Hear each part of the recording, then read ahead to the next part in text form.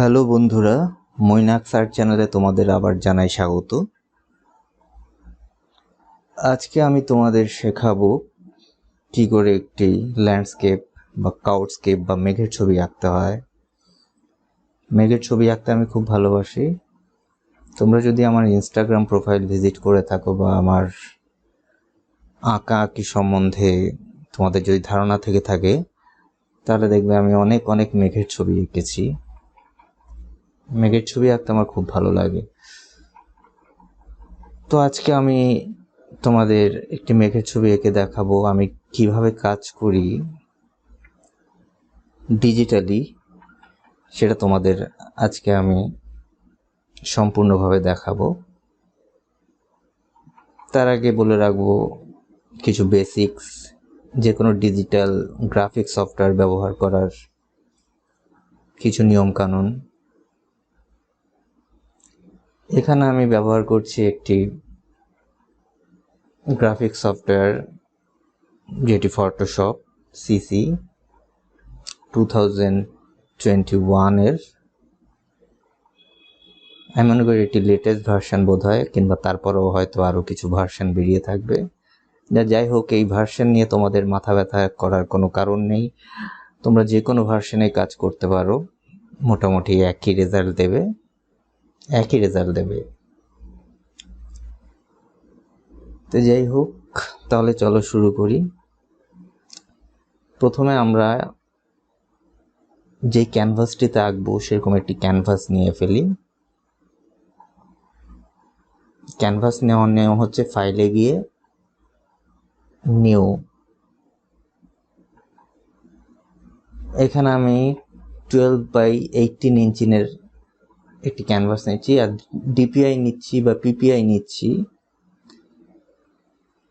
300 PPI. তোমরা এখানে গিয়ে ক্যানভাসের উইডথ দিতে পারো, এখানে গিয়ে তোমাদের ইউনিট দিতে পারো, পিক্সেলস হবে না ইঞ্চিসে নিতে চাও, না সেন্টিমিটারসে নিতে চাও, মিলিমিটারসে, পয়েন্টসে, পিকাসে। যেহেতু ইঞ্চির সাথে আমাদের পরিচিতি খুব ভালোভাবে আছে, আমরা ইঞ্চিতে বললে ভালোভাবে বুঝতে পারি মেজারমেন্টটা কি হবে, তাই আমরা এখানে ইঞ্চি নিচ্ছি। আর আমি সাধারণত ইঞ্চিতে কাজ করতে আমার মোটামুটি স্বাচ্ছন্দ্য বোধ হয়, তাই আমি ইঞ্চিতে নিয়েছি। এবং এখানে ক্যানভাসের উইডথ দিয়েছি 12 ইঞ্চি, হাইটে দিয়েছি 18 ইঞ্চি। আমি এরকম ক্যানভাসে, এই সাইজের ক্যানভাসে কাজ করতে স্বাচ্ছন্দ্য বোধ করি, কারণ এটা এমন একটা রেজুলেশন, এমন একটা মাপ ক্যানভাসের, যেটা প্রিন্ট আউট করলে মোটামুটি একটা ভালো আউটপুট পাওয়া যাবে। তো এখানে আমরা যেহেতু একটি ল্যান্ডস্কেপ আঁকবো, তাই ওরিয়েন্টেশনে নিচ্ছি আমরা ল্যান্ডস্কেপ। যদি এটাই করি তাহলে হবে পোর্ট্রেট, আর এটা হচ্ছে ল্যান্ডস্কেপ। তাহলে আমরা যেহেতু একটি ল্যান্ডস্কেপ বা ক্লাউডস্কেপ মেঘের ছবি আঁকবো, যেটি চওড়ায় বেশি হবে, একটা দৃশ্য প্রোডাক্টে একটি সিনারি আঁকতে গেলে আমরা তো সাধারণত যাতে ক্যানভাসটা চওড়ার দিকে বেশি থাকে সেভাবেই আঁকি, তো আমরা সেরকম একটি ক্যানভাস নিচ্ছি।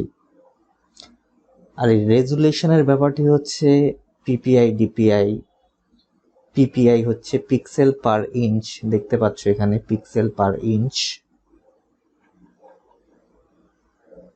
পিক্সেল পার সেন্টিমিটারও আছে, যেটি তোমরা ব্যবহার করতে পারো। পিক্সেল পার ইঞ্চ হচ্ছে, এটি তোমাদের তখনই মাথায় রাখতে হবে যখন তোমরা ছবিটি আঁকছো প্রিন্টিং এর পারপাসে। যখন ছবিটিকে তোমরা প্রিন্ট আউট করতে চাও, তখন এই পিপিআই ডিপিআই এর ব্যাপারটি মাথায় রাখতে হয়। মিনিমাম প্রিন্টিং এর জন্য যদি তোমরা কোনো ছবি আঁকো, তাহলে মিনিমাম তোমাদের পিপিআই রাখতে হবে 300 পিপিআই রাখতে হবে। এটা মিনিমাম স্ট্যান্ডার্ড একটা মেজারমেন্ট, একটা ছবি আঁকতে গেলে বা ছবি প্রিন্ট আউট করতে গেলে 300 পিপিআইটিকে মিনিমাম হিসেবে ধরা হয় ভালো একটি প্রিন্ট আউট বের করতে গেলে। আর 300 নিচে যদি তোমরা রাখো তাহলেও যে প্রিন্ট আউট করতে পারবে না এমন কোনো কথা নয়, কিন্তু ছবিটি তেমন ক্রিস্প বা তেমন চকচকে ঝকঝকে হিসেবে প্রিন্ট আউট হবে না। কমার্শিয়ালি তোমরা যদি কোনো প্রিন্ট আউট ব্যবহার করতে চাও তাহলে 300 নিচে যদি তোমরা কোনো পিপিআই ব্যবহার করো তাহলে ছবিটি তেমন চকচকে ঝকঝকে বা তার কালার, তার যে ধার, তার যে খাঁজ ছবির, সেগুলো তেমন পরিষ্কারভাবে ফুটে উঠবে না। তো মিনিমাম তোমাদের রাখতে হবে 300, আর 300-র ওপরে রাখতে পারলে তো খুবই ভালো, কিন্তু সেই ক্ষেত্রে তোমাদের খুব পাওয়ারফুল একটি কম্পিউটার, খুব পাওয়ারফুল প্রসেসর চাই।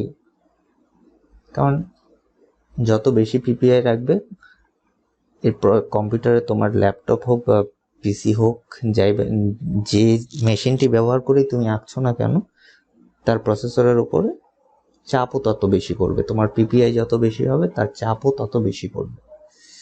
তাহলে আশা করা যায় আমি পিপিআই, ডিপিআই এবং ক্যানভাসের রেজুলেশনের ব্যাপারটি তোমাদের বোঝাতে পেরেছি। তো চলো এই সব কিছু ঠিক করে নিয়ে, এগুলি তোমাদের এখনই মাথায় রাখার কোনো দরকার নেই, জাস্ট ক্রিয়েটে ক্লিক করে দাও। তা আমরা পেয়ে গেলাম একটা হরাইজন্টাল ক্যানভাস, যেটি সামনাসামনি রাখলে চওড়ার দিকে আমাদের বেশি থাকবে এবং ওপর নিচে কম থাকবে। আচ্ছা, এই গেল ক্যানভাসের ব্যাপার। আমরা ক্যানভাস নিয়ে নিয়েছি। এবার ক্যানভাসটিকে আমরা আমাদের কম্পোজিশন অনুযায়ী বা ছবিটি যেভাবে আমরা আঁকছি তার প্রয়োজন অনুযায়ী আমরা এটিকে কেটেও নিতে পারবো বা ক্রপ করে নিতে পারবো, ট্রিম করে নিতে পারবো। যদি আমাদের মনে হয় আঁকতে আঁকতে যে ছবিটি আরো চওড়ায় বা পাশাপাশি বাড়ানো দরকার বা উপর নিচে বাড়ানো দরকার, সেটিও আমরা ডিজিটালি করতে পারি। ডিজিটাল সফটওয়্যারের অনেকগুলো অ্যাডভান্টেজের মধ্যে হচ্ছে এটি একটি। আচ্ছা, আর এ পাশে রয়েছে হচ্ছে আমাদের লেয়ার প্যানেল। ট্র্যাডিশনালি বা কাগজে কলমে রং তুলি দিয়ে আঁকার সময় আমরা যেমন, বিশেষ করে অ্যাক্রিলিকের ক্ষেত্রে, অ্যাক্রিলিক পেন্টিং যারা করি তারা লেয়ার কথাটির সম্বন্ধে আমরা অবগত, যে একটি লেয়ার একটি রং দিয়ে এঁকে তার উপর আবার সেই রংটিকে শুকানোর পর তার উপর আবার একটি রং চড়ানো, লেয়ার তৈরি করে ধীরে ধীরে একটি ছবি আঁকা, ঠিক সেই ব্যাপারটি ডিজিটালি এইভাবে এখানেও দেওয়া আছে। এখানে বলে রাখি, তোমরা যে কোনো গ্রাফিক সফটওয়্যার ব্যবহার করতে পারো। তোমাদের যে ফটোশপই ব্যবহার করতে হবে এমন কোনো কথা নেই। যে কোনো গ্রাফিক সফটওয়্যার তোমরা ব্যবহার করতে পারো। সবগুলির ফাংশন বা বেসিক ইন্টারফেসে চেঞ্জ হতে পারে, সবগুলোর ফাংশন কিন্তু মোটামুটি একই। ফটোশপটি হচ্ছে একটি স্ট্যান্ডার্ডাইজ গ্রাফিক সফটওয়্যার, যেটিতে প্রফেশনাল আর্টিস্টরা কাজ করে থাকেন এবং এর প্রচুর প্রচুর প্রচুর ফাংশনালিটিস আছে, প্রচুর এর অ্যাডভান্টেজ আছে, যেগুলি একজন বেসিক পেইন্টার বা একজন বেসিক গ্রাফিক আর্টিস্ট হিসাবে মাথায় রাখার কোনো দরকার নেই। যে কোনো সফটওয়্যার, অনেক ফ্রি সফটওয়্যার আছে, অনেক ফ্রিওয়্যারস আছে, সেগুলো তোমরা ব্যবহার করে ছবি আঁকতে পারো এবং সেগুলো তো ঠিক একই রকমের টেকনোলজি পাবে। সেখানেও লেয়ার পাবে, সেখানেও কালার সোয়াচেস পাবে, সেখানেও এই পাশের যত টুলস আছে সেগুলো পাবে। তো এটি ফলো করলেই, আমি যেটি তোমাদের করে দেখাবো, আমার এই টিউটোরিয়ালটি ফলো করলেই তোমরা বাকি যে কোনো সফটওয়্যারে একই কাজ করতে পারবে, একই আঁকা আঁকতে পারবে। তাহলে চলো পরের স্টেপটি দেখি। তো এটি হচ্ছে ব্যাকগ্রাউন্ড। যখনই তো আমরা একটি নতুন ফাইল ক্রিয়েট করব, ফটোশপ আমাদের ডিফল্ট একটি ক্যানভাস দিয়ে দেবে যেটি হচ্ছে ব্যাকগ্রাউন্ড। তো আমরা এই ব্যাকগ্রাউন্ডটিতে কোনো কিছু আঁকবো না, আমরা আঁকবো কিসে? লেয়ারে। তাহলে লেয়ার ক্রিয়েট করতে হবে আমাদের। সেজন্য লেয়ার ক্রিয়েট করতে গেলে একদম নিচের এই যে এগুলো দেখতে পাচ্ছ, এখানে এই যে প্লাস বাটনটি আছে, একটি চতুর্ভুজের মধ্যে একটা প্লাস সাইন আছে, এখানটায় করব। এটি হচ্ছে create new layer. Create new লেয়ারের সাইন। এই ক্রিয়েট নিউ লেয়ার করার পর দেখো আমাদের একটি লেয়ার অ্যাড হয়ে গেছে ব্যাকগ্রাউন্ডের ওপর, লেয়ার 1। লেয়ার আমরা এখান থেকেও করতে পারি, কিংবা শর্টকাট ইউজ করেও, কিবোর্ডে শর্টকাট ইউজ করেও আমরা লেয়ার নিতে পারি। সেই শর্টকাটটি হচ্ছে Ctrl+Shift+N। দেখো আমাদের কাছে কমান্ড উইন্ডো চলে এসছে। যে লেয়ারের নাম দিতে চাও, কিংবা ডিফল্ট হিসেবে ফটোশপ নিজেই দেখিয়ে দিয়েছে যে আমাদের যেহেতু লেয়ার নাম্বার 1 নেওয়া আছে, তাই লেয়ার 2 হিসেবে ফটোশপ দেখিয়ে দিচ্ছে যে নতুন লেয়ারের নাম হবে লেয়ার 2। কিংবা এখানে আমরা লেয়ারের নামকরণও করতে পারি, যা খুশি তাই। তা আমরা এখানে ফটোশপের দিয়ে দেওয়া নতুন লেয়ার যেটি দিচ্ছে সেটি হিসেবেই রাখি, লেয়ার 2। এই শর্টকাট হচ্ছে Ctrl+Shift+N।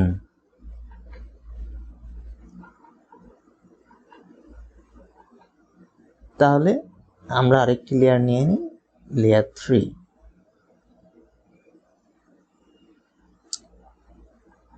এবার আমরা যেহেতু বলেছি যে তোমাদের একটি দৃশ্যপট, একটি ল্যান্ডস্কেপ বা একটি ক্লাউডস্কেপ, মেঘের ছবি সাধারণত যাকে বলে ক্লাউডস্কেপ, সেটি এঁকে দেখাচ্ছি। মানে আঁকতে শুরু করব এখন। চলো তাহলে আমরা একটি রাফ আউটলাইন মাথায় মাথায় ভাববো যে কেমন হতে পারে আমাদের মোটামুটি ছবিটির দৃশ্যপটটির কেমন হতে পারে সেটি আমি আমার মাথায় একটি দৃশ্য এসেছে, আমি সেটিকে একটি মোটামুটি আউটলাইন করে এঁকে নেব। তো ব্রাশ টুল নিচ্ছি, এই হচ্ছে ব্রাশ টুল। এটিকে সিলেক্ট করার পর এখানে হচ্ছে ব্রাশ কন্ট্রোল প্যানেল, যেখান থেকে তুমি ব্রাশের সাইজ ছোট বড় করতে পারবে এই স্লাইডারের মাধ্যমে। এবং এখান থেকে ব্রাশের ধরন সিলেক্ট করতে পারবে, সফট ব্রাশ চাইছো বা কি ধরনের ব্রাশ চাইছো, সেই ব্রাশের ক্যাটাগরি এখানে রয়েছে, সেখান থেকে সিলেক্ট করতে পারবে। তাই মোটামুটি আমার এই উইন্ডোটি খুলে রেখেই কাজ করি। এছাড়াও তোমরা কিবোর্ডে শর্টকাট ব্যবহার করেও ব্রাশের সাইজ বাড়াতে কমাতে পারবে। সেই শর্টকাটটি হচ্ছে ব্র্যাকেট। এটি করলে ব্রাশের সাইজ তোমরা বাড়াতে কমাতে পারবে। এখন আমি কিবোর্ডে শর্টকাট টিপে ব্রাশের সাইজ কমাচ্ছি এবং বাড়াচ্ছি। কিন্তু আমি মোটামুটি একটু অলস টাইপের লুক, তাই আমি এই উইন্ডোটি খুলে রেখেই, এই মেনু উইন্ডোটি খুলে রেখে কাজ করতেই ভালোবাসি, স্বাচ্ছন্দ্য বোধ করি।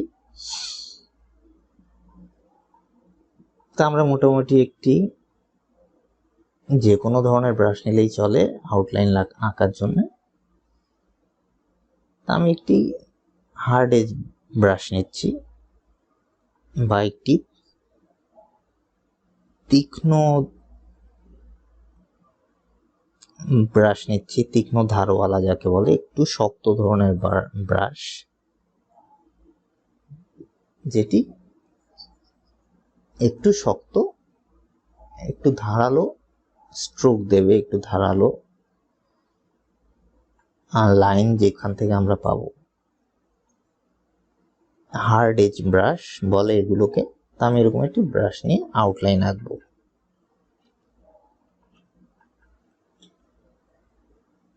চলো তাহলে আমরা আঁকতে শুরু করি। মেঘের ছবি আঁকবো, তো আমরা কিছু মেঘের আউটলাইন এঁকে ফেলি।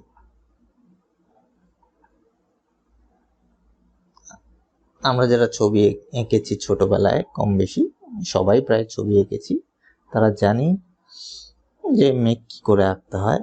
এরকম এরকম পেজা তুলোর মতো মেঘ শরতের আকাশে,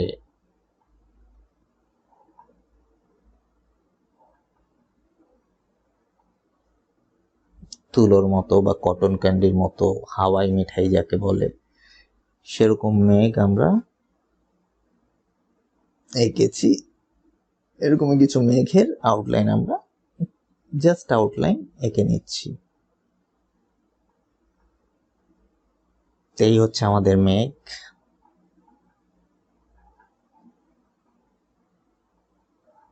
এবার শুধু মেঘের ছবি আঁকবো না, চলো একটা ফোরগ্রাউন্ডে এঁকে ফেলি,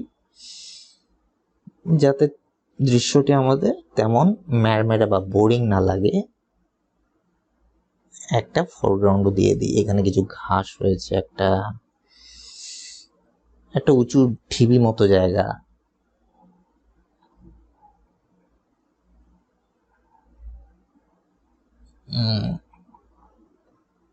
আচ্ছা আমি বলে রাখি, আমি এই ভিডিওটি পুরো আপলোড করব, সেজন্য হয়তো আমি মাঝে মাঝে কথা বলবো, আবার বেশিরভাগ সময় হয়তো শুধু আঁকার দিকেই আমার মন থাকবে। তাই যারা বোর ফিল করবে, যাদের একঘেয়েমি লাগবে দেখতে দেখতে, তারা স্কিপ করে করেও দেখতে পারো। ইউটিউবের একটি অসাধারণ ফিচার আছে যেখানে স্পিড বাড়িয়েও দেখা যায়, সেটিও তোমরা এনাবেল করে দেখতে পারো।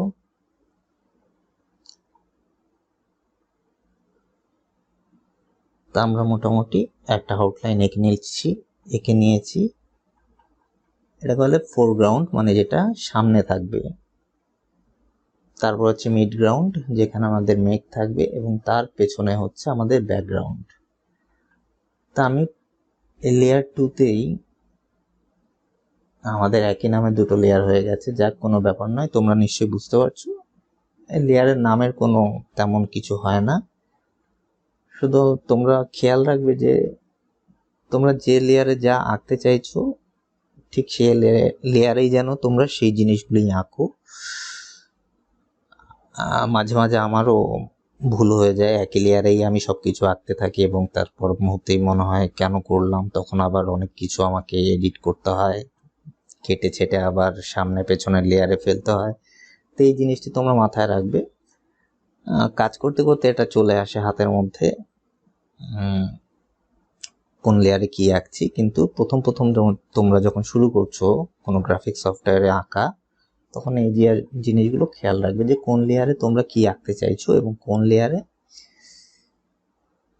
কোন জিনিসটা রাখলে ছবিটা ঠিকঠাক মতো দাঁড়াবে, সেই জিনিসটা তোমাদের মাথায় রাখতে হবে। তো আমি প্রথম লেয়ারে আমার সম্পূর্ণ আউটলাইনটা এঁকে নিয়েছি। এই দেখো, আমি এই লেয়ার বন্ধ করে দিলে পুরো আমার আউটলাইন অফ হয়ে যাচ্ছে। এই চোখের সিম্বলগুলি হচ্ছে লেয়ার অন অফ করার সিম্বল। এই চোখ বন্ধ করে দিলে আমার এই প্রথম লেয়ারটি বন্ধ হয়ে যাচ্ছে, মানে এই লেয়ারের যাবতীয় কিছু সেটি আর দেখা যাবে না। এই লেয়ারটি আমার বন্ধ করা আছে বা টার্ন অফ করা আছে। এই আবার যখন ক্লিক করলাম, আমার এই লেয়ারটি আবার এনাবেলড হয়ে গেল। তার মানে এই লেয়ারের যাবতীয় কিছু সেগুলোকে আবার আমরা দেখতে পাচ্ছি। তো আমার আউটলাইন সবকিছু এই লেয়ারেই আঁকা আছে। এটি বন্ধ করলে তোমরা দেখতে পাচ্ছ সেটি। তো এইভাবেও তোমরা বন্ধ করে আবার চালু করে দেখতে পারবে তোমাদের কোন লেয়ারে কি আঁকা আছে। তো আমাদের মোটামুটি আউটলাইনটা আঁকা হয়ে গেছে। এবার আমরা কালারিং করব বা রং করব। চলো তাহলে রং করা শুরু করা যাক। আচ্ছা, এখানে কালারিং সোয়াচের ব্যাপারে আমি কিছু কথা বলতে চাই। এখানে আমাদের এই যে কালার পিকার বা যেখান থেকে আমরা রং নেব সেটির একটি পুরো স্ফেয়ার আছে। এখান থেকেও আমরা কালার সিলেক্ট করতে পারি। এখানে যেখানে আমরা টাচ করব সেখান থেকে সেই রংটি উঠে আসবে। আর এটা হচ্ছে আমাদের হিউ স্লাইডার বা রং স্লাইডার। আর এটা হচ্ছে আমাদের যেই রংটি নিয়েছি তার কতটা গাঢ় চাইছি বা কতটা হালকা চাইছি, কতটা উজ্জ্বল চাইছি,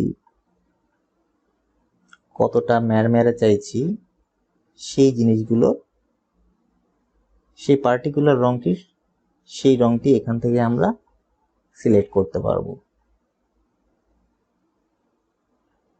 তারপরেই আছে সোয়াচেস। এই সোয়াচেস জিনিসটি খুব চমৎকার। এই কালার বক্স থেকে আমরা যখন কোনো রং সিলেক্ট করি তখন সেটি হয় আমাদের একটি আন্দাজের মতো রং। আমরা যেই রংটি চাইছি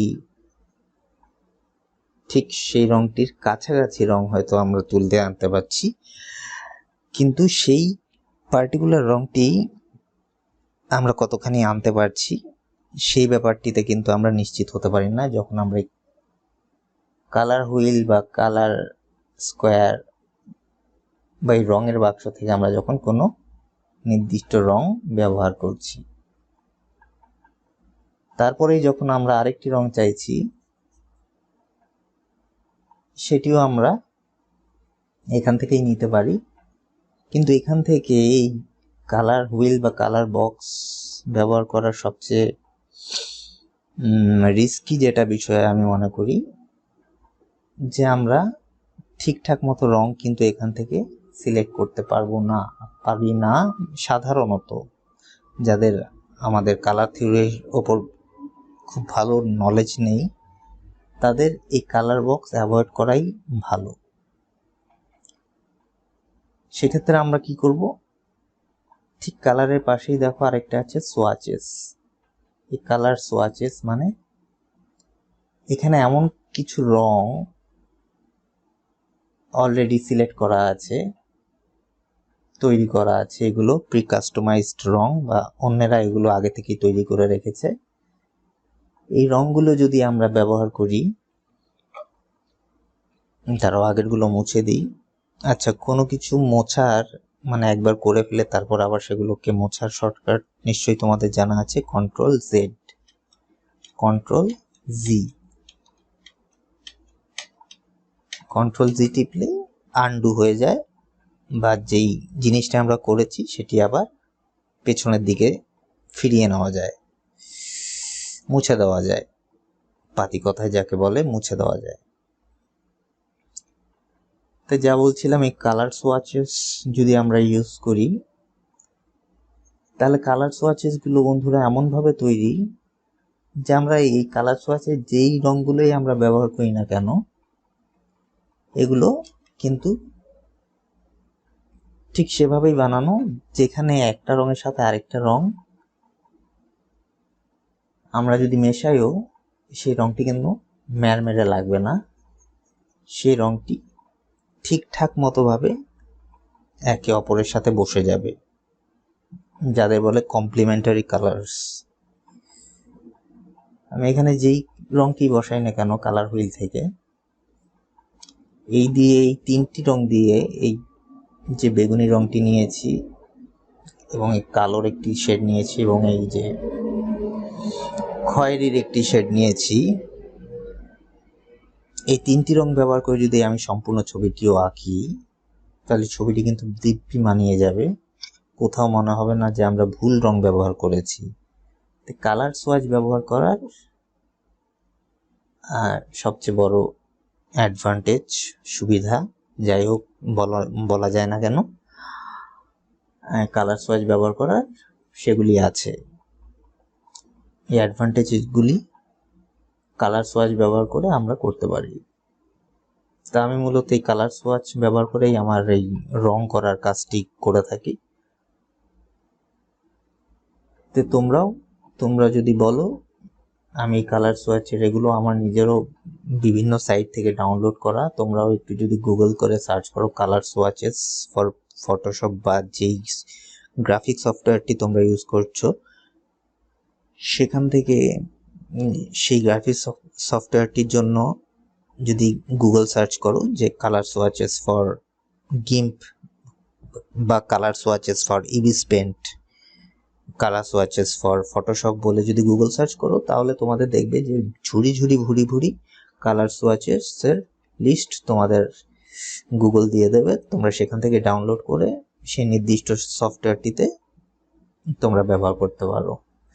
কিন্তু তোমরা যদি বলো তাহলে আমি আমার এই যে সংগ্রহিত এই কালার সোয়াচ গুলোর লিঙ্কও তোমাদের দিয়ে দিতে পারি। আচ্ছা, যাই হোক, তো আমরা এই কালার সোয়াচ ব্যবহার করে আমাদের এই পুরো ছবিটি আঁকবো, রং করব।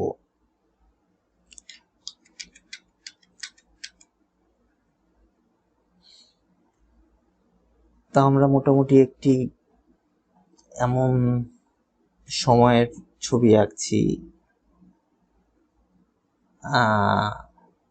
আচ্ছা চলো, একটা ফ্যান্টাসি বা এরকম সচরাচর দেখা যায় না মেঘের রং, এরকম কিছু আঁকি। এমন কিছু দৃশ্যপট তৈরি করব যেরকম মেঘ আমরা সচরাচর দেখি না, ফ্যান্টাসি টাইপের, যা আমাদের স্বপ্নের মতো লাগবে, বা ফ্যান্টাসি মুভিতে যেরকম, কার্টুনে, অ্যানিমেশন আমরা যেরকম মেঘ দেখতে পাই সেরকম একটা মেঘের ছবি আমরা আঁকি। চলো, তো এই ক্ষেত্রে আমরা কি রং ব্যবহার করতে পারি? চলো একটুখানি পার্পল টাইপের রং ব্যবহার করে আমরা ছবিটি আঁকি। তো বন্ধুরা, এই হচ্ছে আমাদের আউটলাইন লেয়ার। তা আমরা ঠিক এর নিচের লেয়ারটিতে আমাদের রঙের কাজটি করব। এটা হচ্ছে আমাদের মিড গ্রাউন্ড লেয়ার, মানে যেখানে আমাদের মেঘগুলো আছে সেই লেয়ার। তার আগে আমরা ব্যাকগ্রাউন্ডটি করে ফেলি। চলো, যেহেতু পার্পল কালারের আমাদের প্রাধান্য থাকবে ছবিটিতে, তো ব্যাকগ্রাউন্ডটিকেও আমরা সেরকম একটি ব্যাকগ্রাউন্ড দিয়ে ফেলি। যে কোনো মেঘের ছবি আঁকতে গেলে আমরা গ্রেডিয়েন্ট টুলটি ইউজ করব। এই যে এটি হচ্ছে গ্রেডিয়েন্ট টুল।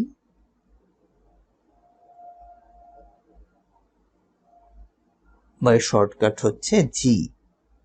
তোমরা দেখতে পাচ্ছ এর উপর আমার কার্সার রাখলে দেখাচ্ছে গ্রেডিয়েন্ট টুল জি।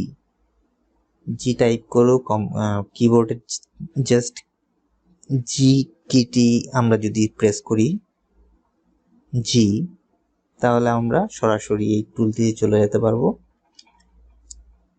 নতুবা আমরা এখান থেকে ক্লিক করো গ্রেডিয়েন্ট টুল দিয়ে এই টুলটি সিলেক্ট করতে পারবো। তো যে কোনো আমরা যদি খুব ভালোভাবে আকাশ পর্যবেক্ষণ করে থাকি তাহলে দেখবো যে আমাদের আকাশ কিন্তু একটি কালার দিয়ে বা একটি ফ্ল্যাট কালার দিয়ে সে আকাশটি সীমাবদ্ধ নয়। আকাশটি কিন্তু একটি গ্রেডিয়েন্ট কালার বা আকাশের যে ব্যাকগ্রাউন্ডটি মেঘের রং নানা রকম হতে পারে, মেঘের মধ্যে ফ্লাফিনেস থাকতে পারে, সেটির একটি তুলতুলে আকার থাকতে পারে, কিন্তু আমাদের যে আকাশ সেটি কিন্তু একটি গ্রেডিয়েন্ট বা ধীরে ধীরে একটি কালার থেকে আরেকটি কালারে চলে যাওয়ার মতো একটি স্তর থাকে, সেটিকেই বলে গ্রেডিয়েন্ট। গ্র্যাজুয়ালি যেই কালার থেকে আমাদের ট্রানজিশন হচ্ছে একটি কালার থেকে আরেকটি কালার, সেটি হচ্ছে গ্রেডিয়েন্ট। তো আমরা এই গ্রেডিয়েন্ট টুলে ক্লিক করলেই আমাদের এখানে একটি বক্স এনাবেল হয়ে যায়, গ্রেডিয়েন্ট পিকার, যেখানে ফটোশপ আমাদের অনেকগুলো গ্রেডিয়েন্ট দিয়ে দিচ্ছে। এছাড়াও এই দেখো আমি কিছু গ্রেডিয়েন্ট কালার ডাউনলোড করে রেখেছি আমার ব্যবহারের সুবিধার জন্য। দেখতে পাচ্ছ স্কাই গ্রেডিয়েন্টস। এই স্কাই গ্রেডিয়েন্টস ফোল্ডারটি খুললে আমরা এখানে দেখতে পাবো যে বেশ আকাশের যে গ্রেডিয়েন্ট গুলো হয় সাধারণত সেগুলো আছে। আমার আরেকটি গ্রেডিয়েন্ট ফোল্ডারও আছে, এখানে দেখি আমরা এরকম কোনো গ্রেডিয়েন্ট পাই নাকি যেখানে পার্পল কালারের কিছু আছে। তো আমরা দেখতে পাচ্ছি এটি আছে, তো আমরা এটি সিলেক্ট করলাম, করে অ্যাপ্লাই করে দেখি কেমন আসছে।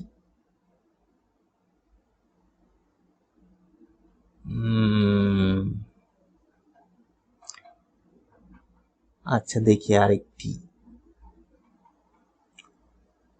আরেকটি কিছু নিয়ে আমরা দেখি, এই পার্পেলটা নিয়ে দেখি।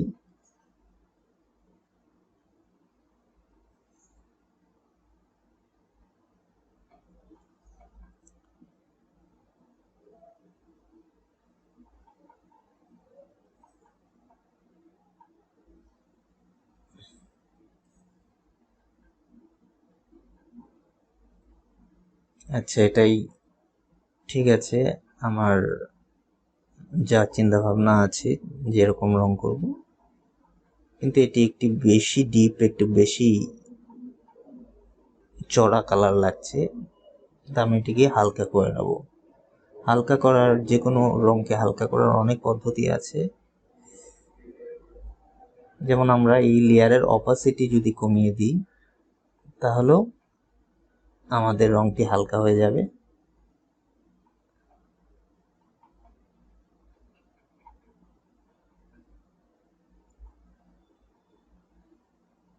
আবার যদি আমরা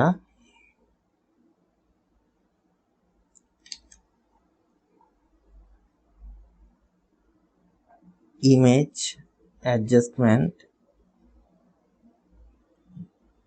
হিউ স্যাচুরেশন কমান্ডে যাই, তাহলে যদি আমরা লাইটনেসের এই কার্সারটিকে কমাই বাড়াই, তাহলে আমাদের রং বা আমাদের রঙের যে লাইটনেস, আলোর যে কম বেশি, সেটিকে আমরা এই স্লাইডারটি স্লাইড করেও আমাদের রঙের আলোর মাত্রা আমরা কম বেশি করতে পারি। তাহলে দেখতে পাচ্ছ আমরা আপাতত দুটি পদ্ধতি দেখালাম, যেখানে যার সাহায্যে আমরা আমাদের রঙের তীব্রতাকে কমাতে বাড়াতে পারি, রঙের আলোর তীব্রতা। যাই হোক, তাহলে আমরা আমাদের ব্যাকগ্রাউন্ডটিকে সেট করে ফেলেছি। তো এখন আমরা আঁকবো আমাদের মেঘ।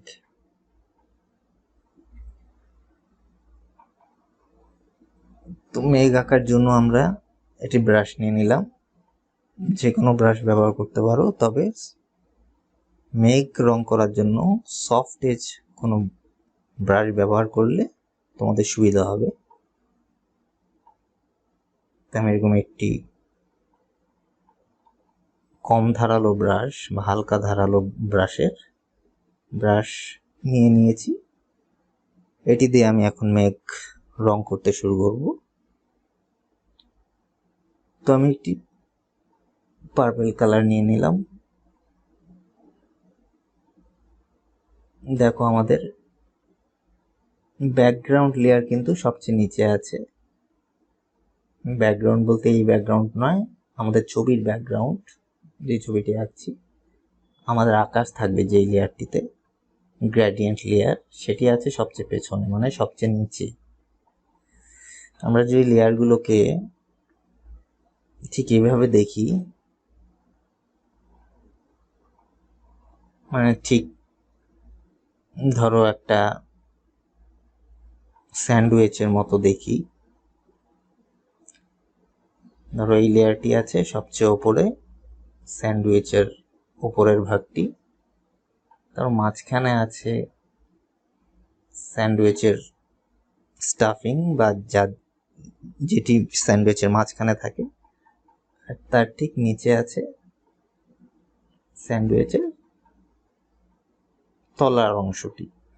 আমরা লেয়ারগুলোকে যদি এইভাবে দেখি, তাহলে এই লেয়ারে আছে আমাদের ব্যাকগ্রাউন্ড লেয়ারটি, মাঝখানের লেয়ারে আছে আমাদের, বা মাঝখানের লেয়ারে থাকবে আমাদের এই মেঘ, আর এটি হচ্ছে ফোরগ্রাউন্ড লেয়ার বা সামনের লেয়ার, যেটিতে আমাদের থাকবে এই যে ঢিবি অংশটি এঁকেছি, উঁচু মতো একটুখানি কোনো পাহাড় বা এরকম কিছু আমি আঁকবো, সেটি হচ্ছে এই ফোরগ্রাউন্ড, যেটি আমাদের ছবির সবচেয়ে সামনে থাকবে। এই হচ্ছে লেয়ারের একটা বেসিক কনসেপ্ট, যা তোমাদের বোঝার সুবিধার্থে আমি দেখিয়েছি। যেটি মাথায় রাখবে, লেয়ার মোটামুটি এভাবেই কাজ করে। তাহলে বুঝতে পারছো, যদি আমরা সবচেয়ে উপরের লেয়ারটিতে কিছু আঁকি, তাহলে সেটি কিন্তু এফেক্ট করছে তার নিচের লেয়ারকে এবং তার নিচের লেয়ারকে। এটিতে যদি কিছু আঁকি, তারপর সেটি যদি আমরা না মুছে দিই এবং এখানে কিছু আঁকা থাকে, তাহলে এই লেয়ারের জিনিস কিন্তু আমাদের এই লেয়ারেও দেখা যাচ্ছে। আচ্ছা, ছবি আঁকতে আঁকতে তোমাদের বিষয়টি আরো স্পষ্ট হবে। তা আমরা এখন মেঘের রং করব। তাহলে একটি পার্পলের গাঢ় শেড নিয়ে নিই এবং রং করতে শুরু করি। সরি, আমি কথা বলতে বলতে গ্রেডিয়েন্ট লেয়ারেই রং করতে শুরু করে দিয়েছিলাম। আমরা রং করব মেঘের রং আমাদের এই মাঝখানের লেয়ারটিতে।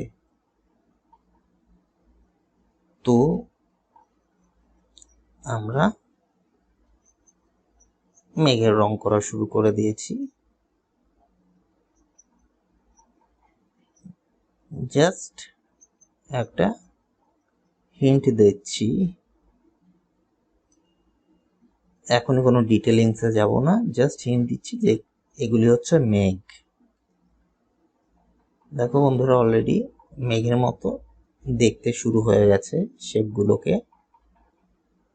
এই কাজটিকে বলে ব্লকিং। আমরা ব্লক করছি, বা আমরা যেই শেপ এঁকেছিলাম, যে আকারগুলো এঁকেছিলাম মেঘের, সেগুলোকে আমরা রং দিয়ে প্রথমে বুঝিয়ে দিচ্ছি এই শেপগুলোকে, এটাকে বলে ব্লকিং। তো এই ব্লকিং এর কাজ আমরা করছি।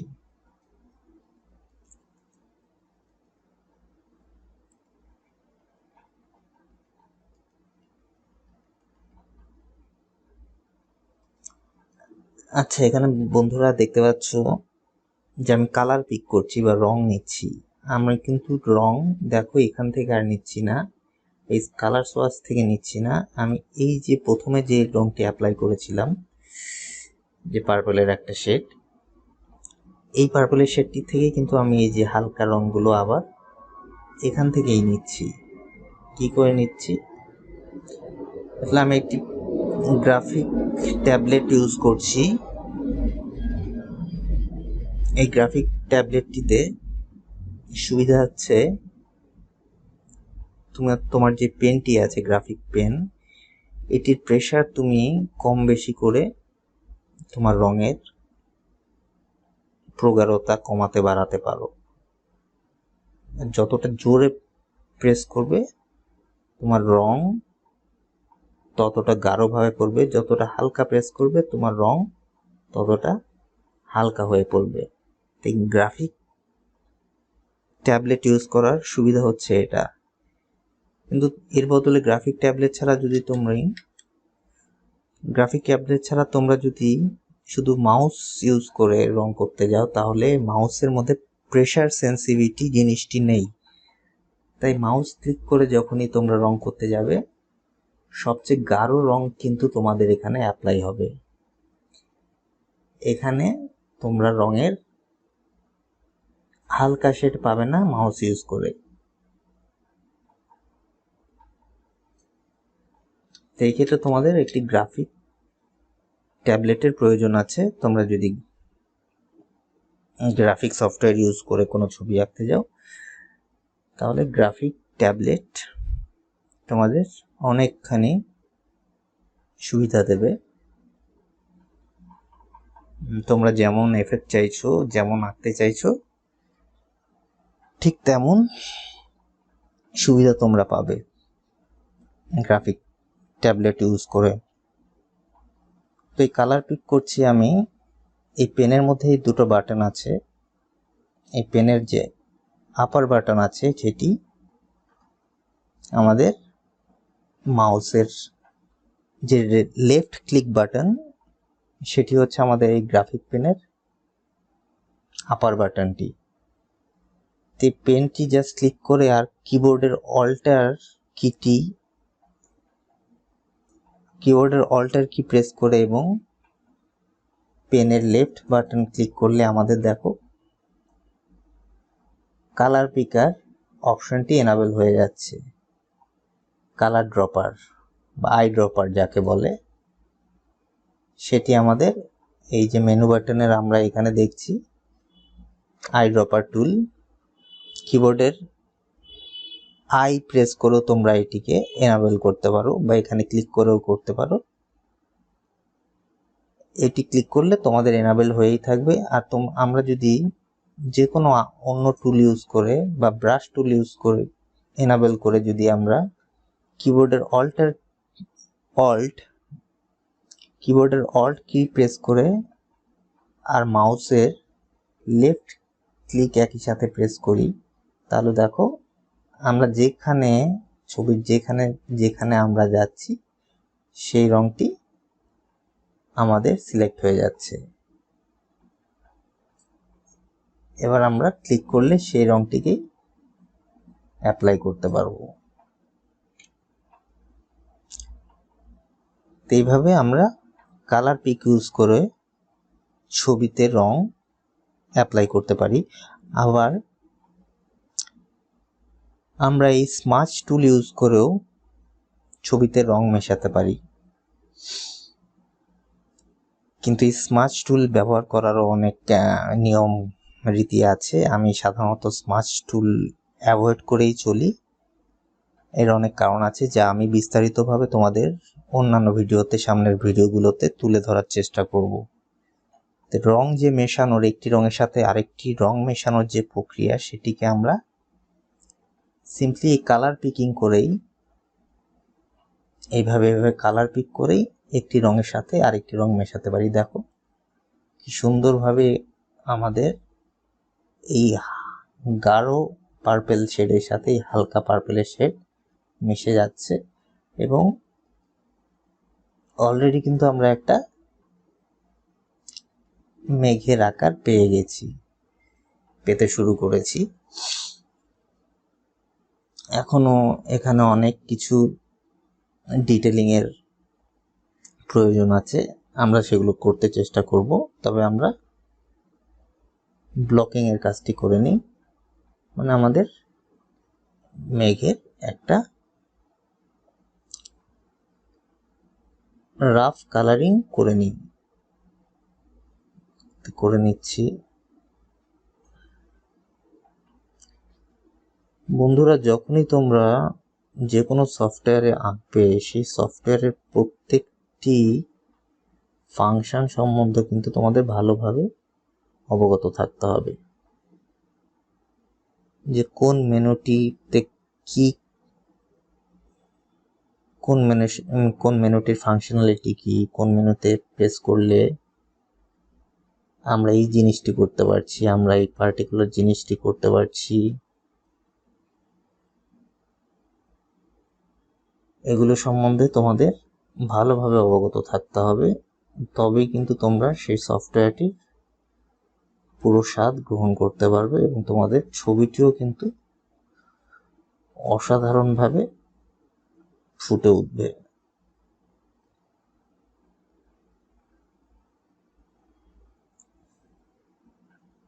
তা আমরা মোটামুটি আমাদের মেঘের একটা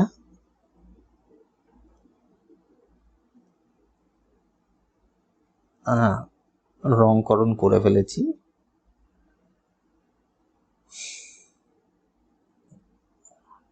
মেঘ মেঘ লাগছে, তো এই হবে আমাদের মেঘ। এর পেছনে হচ্ছে আমাদের আকাশ, আর আমাদের সামনে থাকবে বলেছি একটুখানি জমি। তো বন্ধুরা, এই ছবিটি এমন একটা সময় যেখানে হয়তো সূর্য প্রায় অস্তমিত বা সূর্য মেঘের আড়ালে ডুবো করছে, এমন সময়, এরকম সময় যদি আমরা কোনো ছবি দেখি বা ছবি তুলি আমাদের ক্যামেরায়, তাহলে দেখবো যে আমাদের ফোরগ্রাউন্ড বা সবচেয়ে সামনের যে জিনিসটি থাকবে আমাদের ক্যামেরা, সেটি কিন্তু তার ভ্যালু বা তার রং কিন্তু মিউটেড থাকবে বা গাঢ় থাকবে বা কালো থাকবে। যেহেতু এখানে সূর্য প্রায় ডুবো, এখানে আর সূর্যের কোনো আলো পড়ছে না আমাদের ফোরগ্রাউন্ড, তো অতএব এটি একটি ছায়া হিসেবে থাকবে। তো আমরা এই অংশটি যে রং করব সেটি একটি কিন্তু হবে ছায়া বা সিলিউট। যারা সিলিউট কথাটির সাথে অবগত তারা জানো, ছায়ার মতো যদি কিছু থাকে সেটাকে বলে সিলিউট। আচ্ছা বন্ধুরা, এখানে আমি দেখো আরেকটি টুল ইউজ করছি, এটাকে বলে লাসো টুল। এই দেখো লাসো টুল বা এল, কিবোর্ডের এল প্রেস করলে আমরা এই লাসো টুলটি ব্যবহার করতে পারি। তো কিবোর্ডের এল প্রেস করে বা সিম্পলি এখানে ক্লিক করেও আমরা এই লাসো টুলটি ব্যবহার করতে পারি। লাসো টুল 3 প্রকারের হয়: লাসো টুল, পলিগনাল লাসো টুল এবং ম্যাগনেটিক লাসো টুল। তা আমরা যেহেতু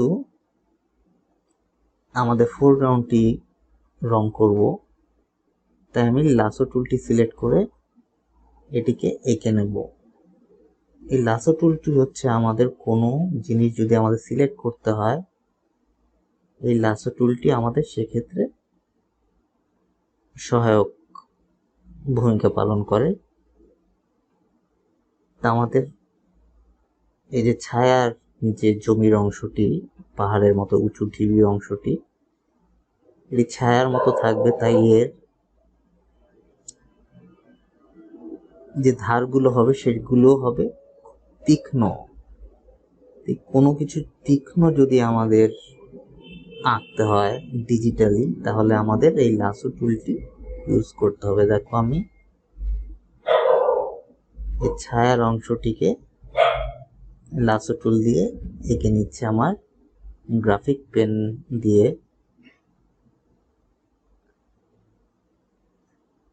এখানে ঘাস রয়েছে, সেই ঘাসের মাথাগুলো আমি এঁকে নিচ্ছি।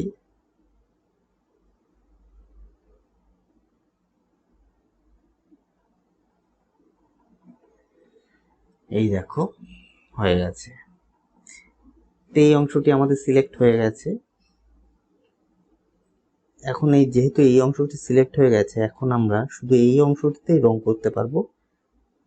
যেমন দেখাই, এই ব্রাশ সিলেক্ট করে আমি কালো রঙের কালো রং সিলেক্ট করে নিলাম সোয়াচ থেকে। এবার ব্রাশ ইউজ করে আমি দেখো এখান থেকে টেনে এই অবধি যাব, কিন্তু আমাদের যেহেতু সিলেক্ট করা আছে লাসো দিয়ে, তাই আমাদের রং কিন্তু শুধু এই যতক্ষণই অংশ সিলেক্ট করা আছে এখানেই পড়বে, এর বাইরে গিয়ে কিন্তু আমাদের রং পড়বে না। এই দেখো, দেখতে পেলে শুধু এটুকু অংশে কিন্তু আমাদের রং পড়ছে, এর বাইরে পড়ছে না। আমি কিন্তু ব্রাশ কিন্তু আমি আমার ক্যানভাসের নিচ থেকে একেবারে উপর অব্দি টানছি, কিন্তু আমার কালার কিন্তু অ্যাপ্লাই হচ্ছে শুধুমাত্র লাসো দিয়ে সিলেক্ট করা অংশটিতেই।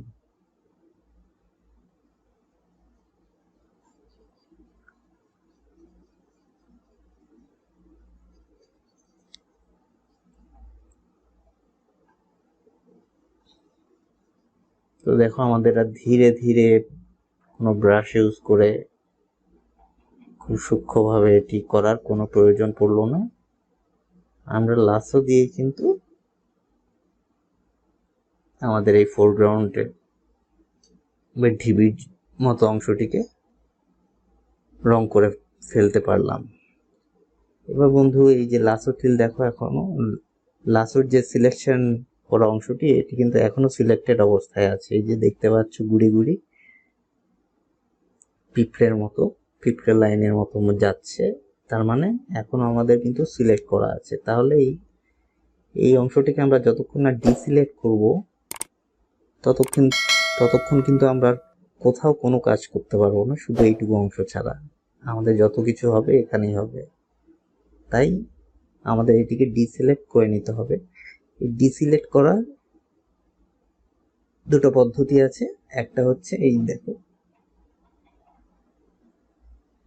এই মেনুবারে সিলেক্ট থেকে ডিসিলেক্ট করে আমরা ডিসিলেক্ট করেও আমরা এই দেখো ডিসিলেক্ট হয়ে গেল। কিংবা আরেকটি পদ্ধতি হচ্ছে কন্ট্রোল ডি।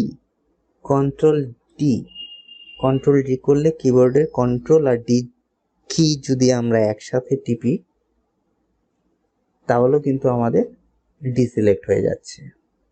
তাহলে সিলেক্ট থেকে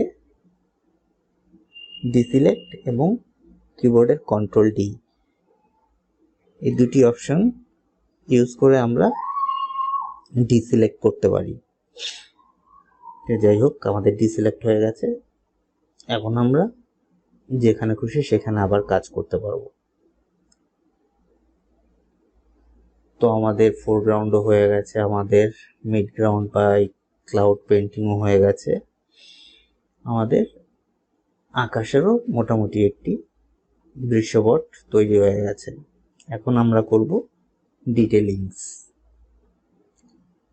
ডিটেলিংস করার জন্য আমাদের কি করতে হবে, আমাদের রঙের মধ্যে আলো কোথায় কোথায় কিভাবে পড়তে পারে সেটাকে আমাদের এখন প্রতিষ্ঠা করতে হবে। আমাদের রঙের মধ্যে আলো কোথায় কিভাবে পড়তে পারে সেটি দেখতে হবে। মনে করি আমাদের সূর্যটি ডুবে গেছে এইখানটায়, আমাদের সূর্যি মামা এখানে ডুবে গেছে। তো এই অংশটিতে হালকা এখনো আলোর প্রাদুর্ভাব আছে, কিন্তু আমাদের এই অংশটিতে আলো এসে পৌঁছচ্ছে না। তার ফলে কি হবে, আমাদের এখানে মেঘের অংশটি একটুখানি কম আলোকিত থাকবে, বা এখানে একটু ডার্কনেসটা একটুখানি বেশি থাকবে। আর যেখানে যেখানে এখনো সূর্যের আলোর ছোঁয়া লেগে আছে সেখানে সাধারণভাবেই একটু আলোর ছোঁয়া থাকবে বেশি, সেই জায়গাগুলোতে একটুখানি লাইটনেসটা বেশি থাকবে। তো চলো করে ফেলি সেগুলো।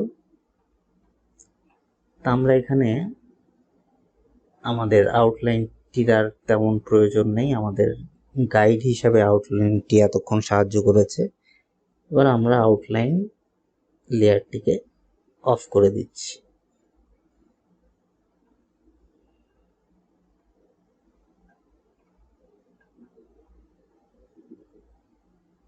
আচ্ছা দেখো, আমার আবার ভুল হয়ে গেছে। আমি আউটলাইন লেয়ারটিতেই আমার ফোরগ্রাউন্ড করে ফেলেছি। যাই হোক, এক্ষেত্রে আমাকে ফোরগ্রাউন্ডটিকে আবার তুলে নিতে হবে। এই ফোরগ্রাউন্ডটিকে সিলেক্ট করার একবারে সিলেক্ট করে আমি ইরেজার দিয়ে মুছে মুছে বা আবার লাসো দিয়ে কেটে কেটে সিলেক্ট করার থেকে আমি একবারে কি করে সিলেক্ট করে এটিকে অন্য একটি লেয়ারে নিয়ে ফেলি সেটি দেখো। দেখো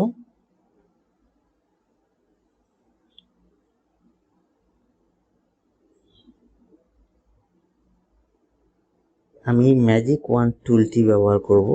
ম্যাজিক ওয়ান্ড টুল, এটি আমি যেখানে টাচ করব সেখানে দেখো একবারে সিলেক্ট হয়ে গেল। মানে সমান ভ্যালুর সমান মাপের যে রঙগুলো আছে সেটিকে কিন্তু একবারে সিলেক্ট করে নিল আমার এই ম্যাজিক ওয়ান্ড টুলটি, যার ফলে আমাকে আলাদা করে আর লাসো দিয়ে এটাকে ধরে ধরে কাটতে হবে না। এবার যদি আমি আমার কিবোর্ডের কন্ট্রোল জে কিটাকে প্রেস করি একভাবে, কন্ট্রোল আর জে কি দুটিকে একবারে প্রেস করি, তাহলে দেখো কি হয়, আমার এই ফোরগ্রাউন্ডটি কিন্তু কেটে দেখো নতুন একটি লেয়ারে বসে গেছে। আমি যদি এখন আমার আউটলাইন লেয়ারটিকে অফ করে দিই, দেখো আমার ফোরগ্রাউন্ডটি কিন্তু নতুন একটি লেয়ারে চলে গেছে। মানে কাট পেস্ট হয়ে গিয়ে ঠিক সেই জায়গাতেই বসে গেছে, যার জন্য আমার আউটলাইন লেয়ারটির আর কোনো প্রয়োজন নেই এবং আউটলাইন লেয়ারটিকে আমি উপরে সরিয়ে রাখলাম। এটিকে যদি আমি ডিলিটও করে দিই তাহলে কোনো সমস্যা নেই, যাই হোক থাকুক। আচ্ছা, এবার আমরা কি করব, আমরা এবার আমাদের মেঘ ডিটেইলিং করব। তো দেখো, যেহেতু আমি বলেছি এখানে এখনো সূর্যের আলো, আচ্ছা লেয়ারটিকে নিয়ে নিই, যেহেতু আমাদের এখনো সেখানে সূর্যের আলো পড়ে আছে, আমরা একটা লেয়ার নিয়ে নিই। এখানে আমরা কিছু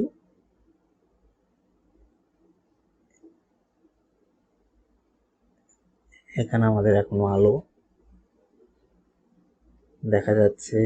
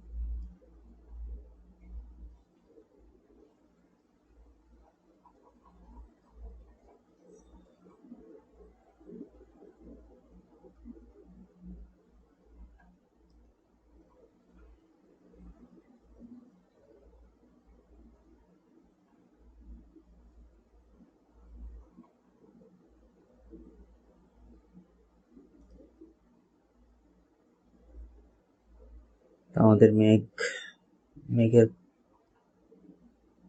শেডিং করা হয়ে গেছে।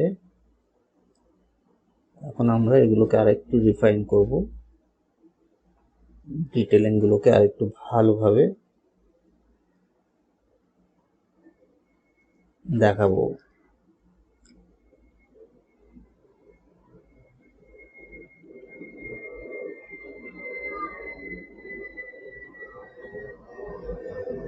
তো বন্ধুরা, আমি এই ক্ষেত্রে একটি স্মাচ টুলের ব্যবহার করব।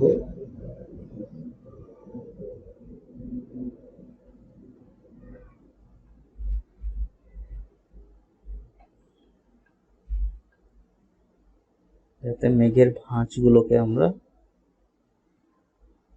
আরো সুন্দরভাবে ফুটিয়ে তুলতে পারি।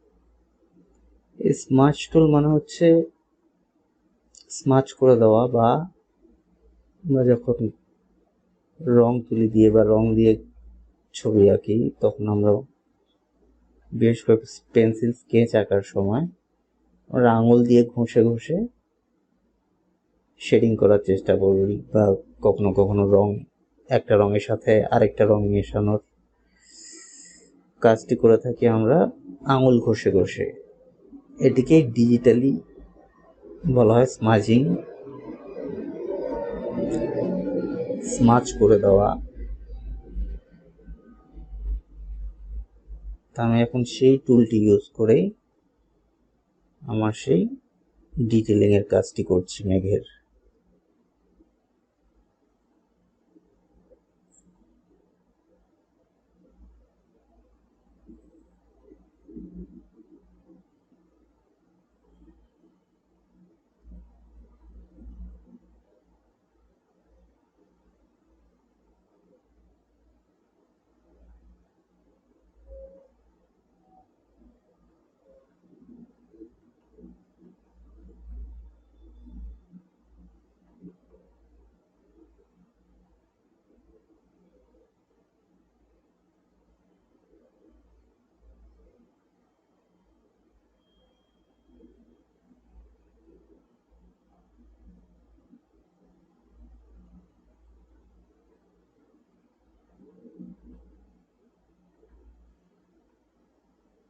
আমাদের মেঘ ধীরে ধীরে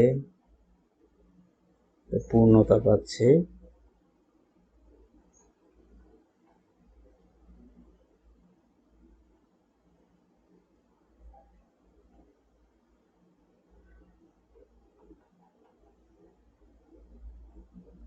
কিছুটা আসল মেঘের মতো লাগছে।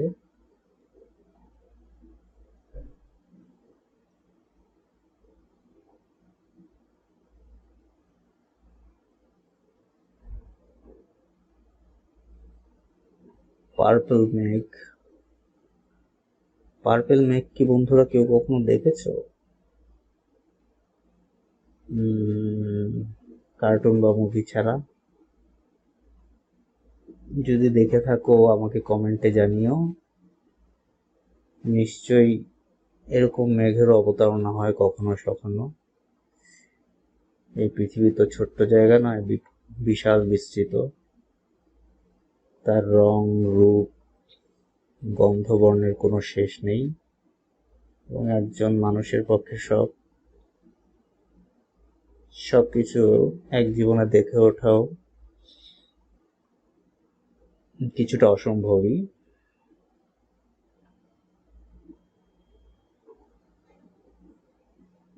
পৃথিবীর এক এক জায়গায় এক এক রকম দৃশ্যের অবতারণা হয়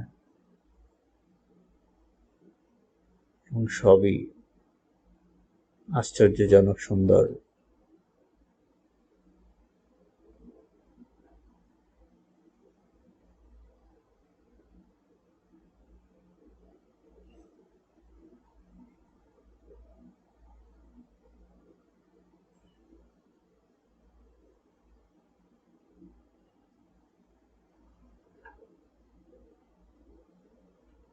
আমরা জাস্ট শেডিং করছি এখন। শেডিং করে করে আমরা দেখিয়ে দিচ্ছি যে কোথায় আলোর প্রাদুর্ভাব বেশি এবং কোথায় কম।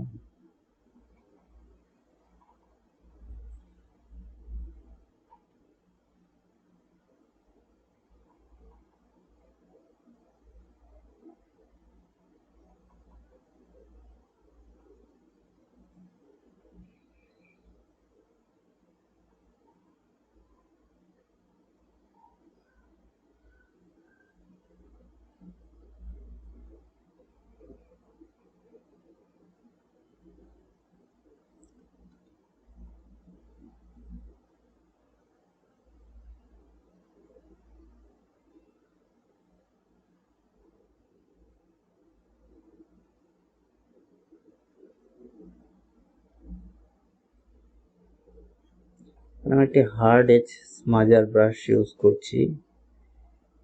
বন্ধুরা, তোমরা যে কোনো ব্রাশকে স্মাজার ব্রাশ বা স্মাজ টুল হিসেবে ব্যবহার করতে পারো। আবার পার্টিকুলারলি কিছু স্মাজ টুল ব্রাশও থাকে, সেগুলো ইউজ করতে পারো। তা আমি আমার ব্যবহারের সুবিধার্থে কিছু স্মাজ ব্রাশ বানিয়ে রেখেছি, আমি সেগুলোই ব্যবহার করছি। আমরা যদি মেঘ খুব ভালোভাবে পর্যবেক্ষণ করি তাহলে দেখবো যে মেঘের কোথাও কোথাও যেমন খুব তুলোর মতো অংশ থাকে, আবার মেঘের ধারগুলো কিন্তু কোথাও কোথাও আবার খুব ধারালো থাকে। যখনই ছবি আঁকবো, একজন শিল্পী হিসেবে আমাদের সবকিছুই খুব ভালোভাবে পর্যবেক্ষণ করা উচিত, নয়তো যখন আমরা কোনো ছবি আঁকবো সেটিকে বাস্তবসম্মত রূপ দেওয়া একটুখানি ডিফিকাল্ট হয়ে যায় বা সেটা বাস্তবসম্মত রূপ পায় না।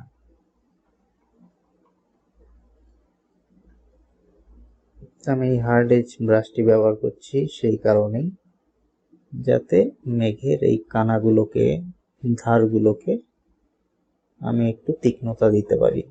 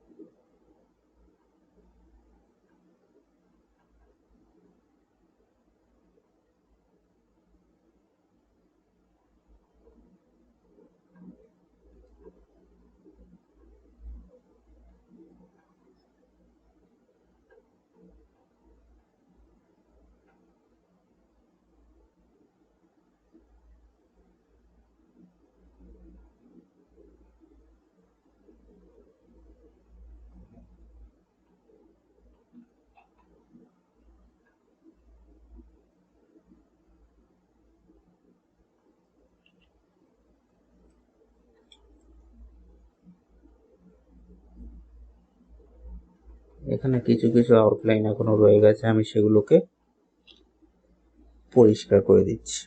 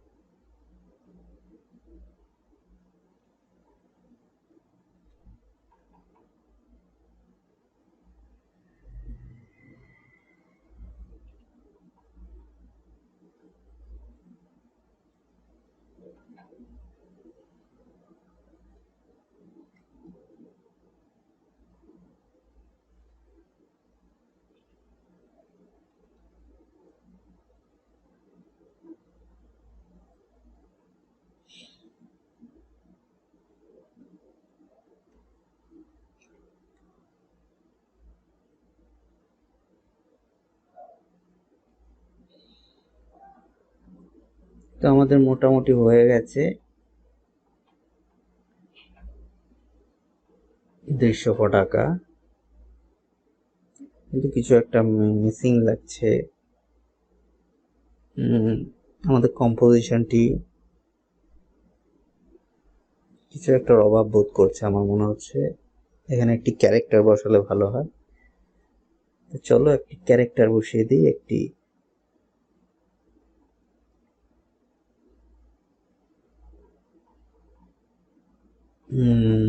একটি মানুষ, ঝটপট একটি মানুষের ছবি, ছায়াচিত্র শিলুট এঁকে ফেলি হাতের ব্রাশ টুলটি নিয়ে।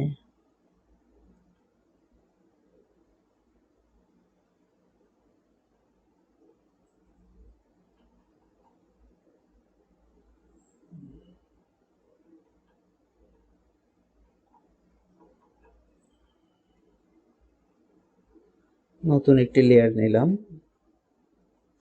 এবার এখানে আমরা একটি মানুষের ছবি আঁকবো।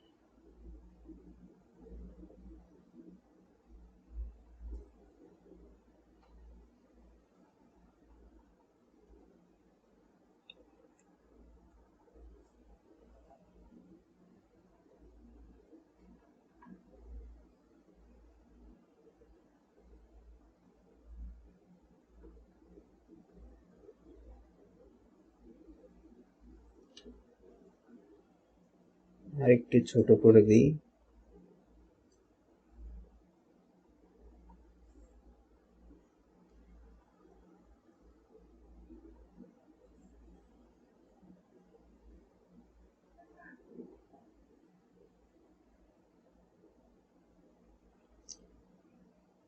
আমার মনে হচ্ছে আকাশের এতটা অবধি দেখানোর কোনো প্রয়োজন নেই, তাই আমি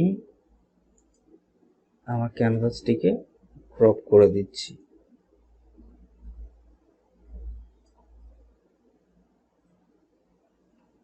ভিজুয়ালি দেখতে এই পর্যন্তই সুন্দর লাগছে।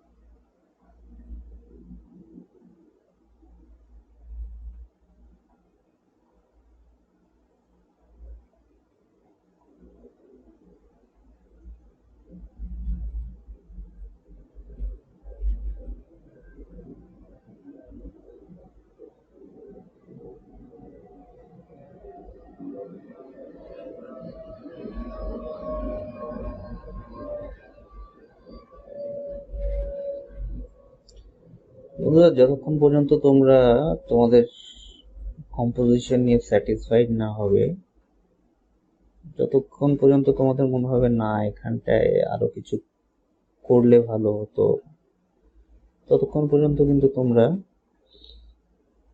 কাজটা চালিয়ে যাবে। মানে তোমাদের ছবিটাকে আরো রিফাইন করার, ভিজুয়ালি আরো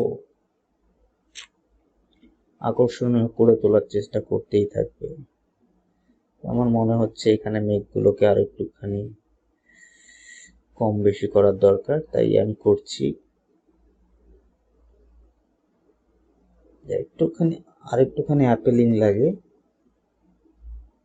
তোমাদের এই প্র্যাকটিসটি গড়ে তোলার অভ্যাস করে নিতে হবে, যাকে বলে ভিজুয়াল ডেভেলপমেন্ট।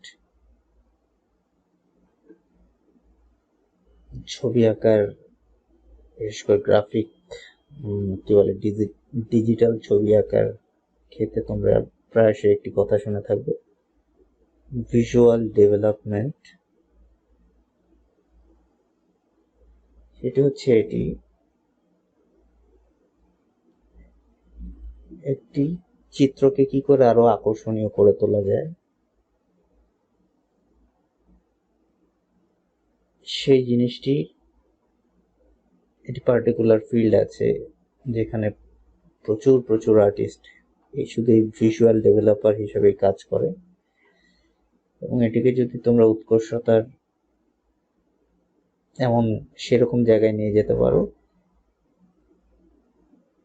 তাহলে কিন্তু সেখানেও তোমাদের আর্টিস্ট হিসেবে কাজ করার প্রচুর প্রচুর প্রচুর স্কোপ থাকে।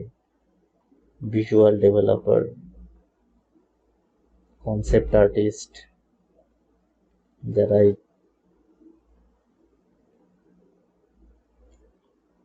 কনসেপ্ট আর্ট নিয়ে কাজ করে,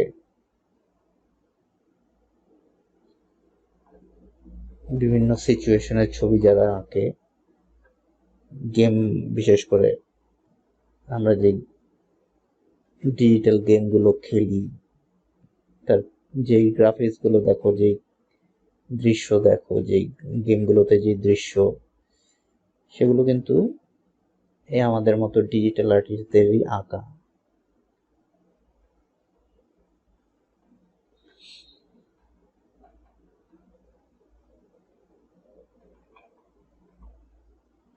তোমরা যদি চেষ্টা করো, তোমরাও ওরকম digital artist, game artist, concept artist, visual developer, background artist হিসেবে নিজেদের কেরিয়ার গড়ে নিতে পারবে।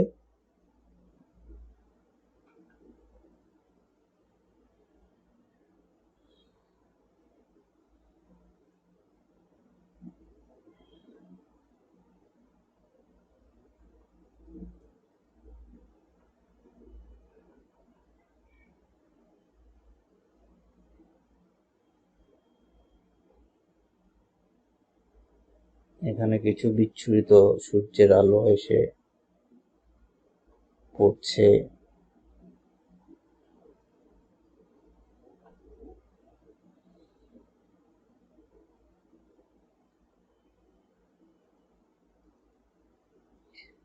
আমাদের ছবি প্রায় শেষ হয়ে এসেছে।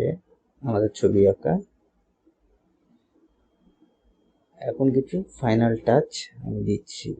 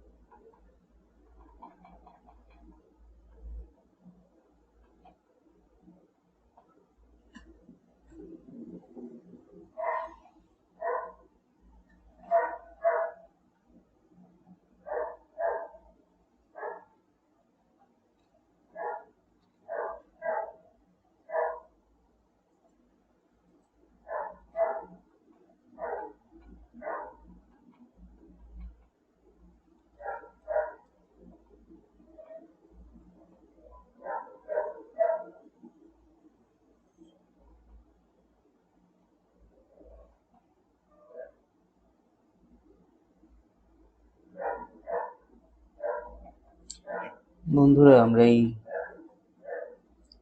হিউ স্যাচুরেশন স্লাইডারকে কাজে লাগিয়েও আমরা ছবির কম্পোজিশন, ছবির কালারকে আমরা সিলেক্ট করতে পারি, বিভিন্ন রূপ দিতে পারি, বিভিন্ন মাত্রা দিতে পারি। দেখো, আমাদের পার্পল ক্লাউডকে আমরা যে কোনো খুশি এই হিউ স্লাইডারকে আমরা ডানে বায়ে করে আমাদের মেঘের রঙকে পাল্টাতে পারি।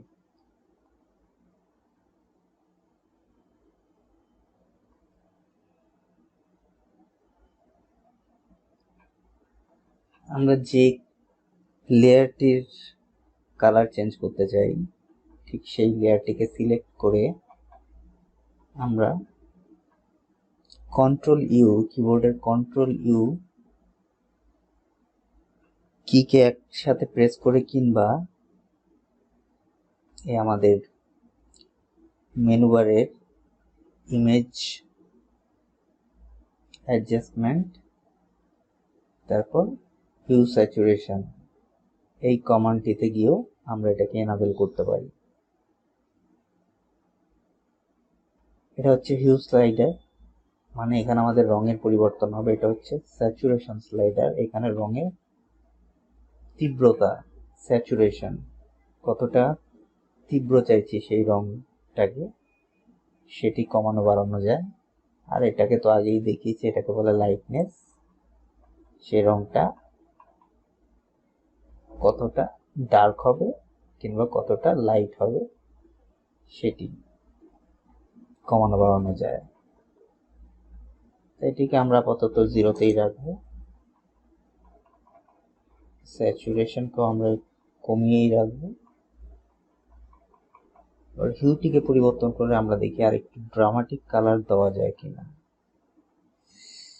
এমন একটু কালার যেটা বেশ সচরাচর দেখা যায় না, অথচ ছবিটিকে একটি আলাদা মাত্রা দেবে। তো আমার এই মোটামুটি অ্যাকোয়া গ্রিন কালারটিকে বেশ ভালো লাগছে।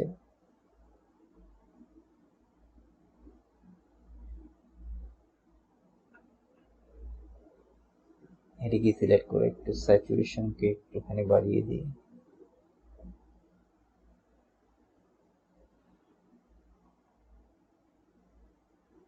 এখন এটাকে মেঘের পরিবর্তে মনে হচ্ছে একটি ঝোপ, বিশাল আকার একটা গাছের জটলা যেন এখানে রয়েছে। যেহেতু সবুজ রং ব্যবহার করেছি, তাই মনে হয় আমার সবুজ রংকে পাল্টানো উচিত। এই রংটি খারাপ নয়,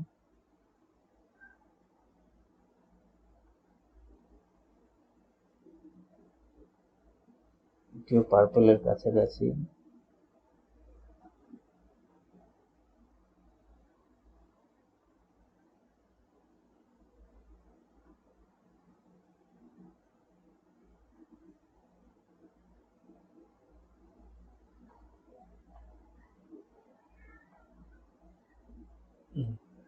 এই রংটি ঠিক আছে। যেহেতু একটু বিষণ্ণ যে ক্যারেক্টারটি এঁকেছি, যে ছেলেটি, তার মধ্যে একটু বিষণ্ণতার ভাব আছে। আর এই একটু ডার্ক ব্লু, এটিও একটু বিষণ্ণতাকে রিপ্রেজেন্ট করে, একটি দুঃখী দুঃখী ভাব আছে ছবিটির মধ্যে। আমি শেষ পর্যন্ত এই রংটিকেই পছন্দ করলাম। এই রং সিলেকশন করার ব্যাপার সম্পূর্ণই তোমাদের মধ্যে। তোমরা বিভিন্ন রকম পরীক্ষা নিরীক্ষা করতে পারো একটা ছবি আঁকার সময়, সেখানে কি রং ভালো যাচ্ছে, সেই রঙের আধিক্য কতটুকু, সবকিছু নিয়ে তোমরা এক্সপেরিমেন্ট করবে, কখনোই থেমে থাকবে না। ছবিটিকে নানাভাবে এক্সপেরিমেন্ট করবে। বিশেষ করে ডিজিটাল মিডিয়ামে তো প্রচুর তোমাদের সেই সুযোগ আছে।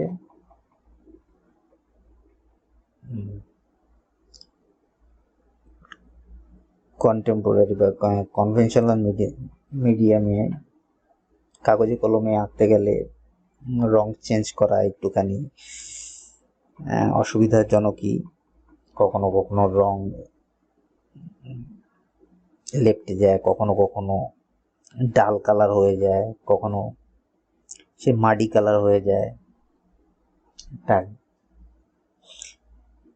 তো কাগজে কলমে রং তুলি দিয়ে ছবি আঁকতে গেলে রং নিয়ে পরীক্ষা নিরীক্ষা করাটা একটুখানি অসুবিধাজনকই বলে আমার মনে হয়। আবার ডিজিটাল মিডিয়ামে সেটা করতে গেলে তোমাদের সেই অপরচুনিটিস প্রচুর রয়েছে। তো সেই সুযোগগুলোকে তোমরা কাজে লাগাবে, পরীক্ষা নিরীক্ষা করবে। আমার ব্যাকগ্রাউন্ডটিকে দেখি একটুখানি করা যায় কিনা।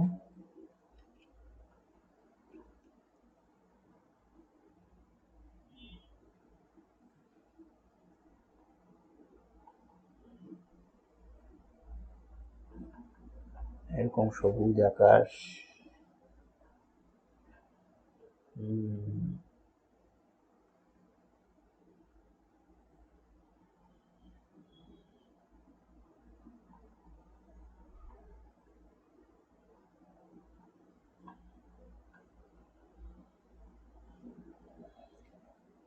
এবার একটু ফ্যান্টাসি ফ্যান্টাসি টাইপের মনে হচ্ছে,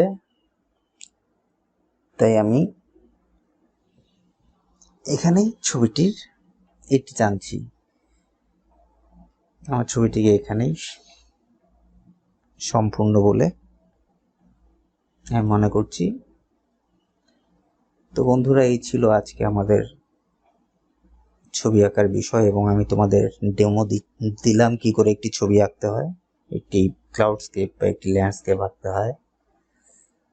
অনেক খুঁটিনাটি বিষয় তোমাদেরকে আশা করি শেখাতে পেরেছি। তো বন্ধুরা, তোমরা যদি আমার এই টিউটোরিয়াল এই ভিডিও দেখে সামান্যতম উপকৃত হও, তাহলে সেখানেই আমার সফলতা বলে মনে করব। আর হ্যাঁ, ভবিষ্যতে যেন তোমাদের জন্য আরো অনেক ছবির আঁকার টিউটোরিয়াল, ছবি আঁকার বিষয়বস্তু নিয়ে আরো অনেক ভিডিও বানাতে পারি, আমি নিজে যা শিখেছি সেগুলো তোমাদের শেখাতে পারি, দিতে পারি।